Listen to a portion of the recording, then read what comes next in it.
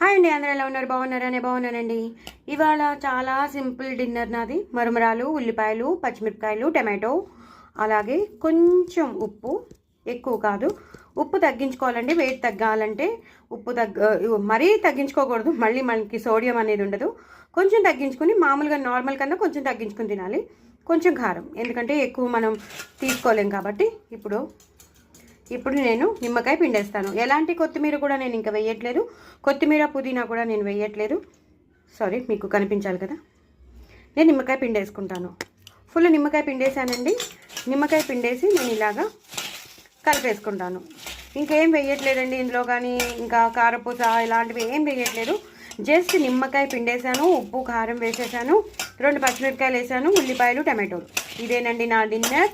చాలా చాలా బాగుంటుంది తెలుసా అండి. అనుకుంటాం కానీ చాట్ మసాలా వేయాలని, అవి వేయాలని, కానీ మీరు ఒకసారి ఎప్పుడైనా ట్రై చేయండి. జస్ట్ సింపుల్గా మీరు ట్రై చేయండి, అలా తింటూనే ఉంటారు, అంత బాగుంటుంది.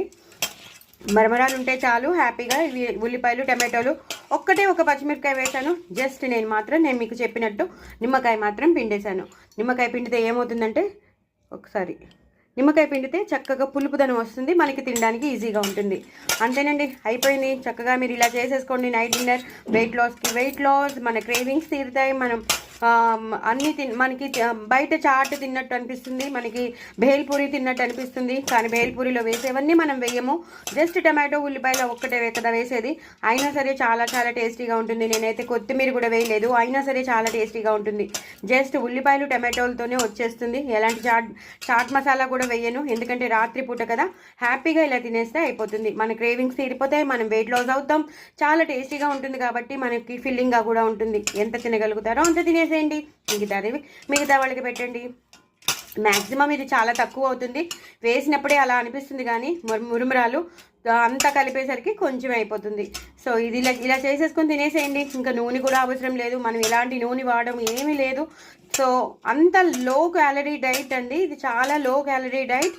సో ఇలాంటివి తింటే మాత్రం వెయిట్ లాస్ తప్పకుండా అవుతాం. ఇందులో ఉన్నవి ఉల్లిపాయలు చాలా మంచిది, షుగర్కి చాలా మంచిది, టమాటోలు గట్కి చాలా మంచిది.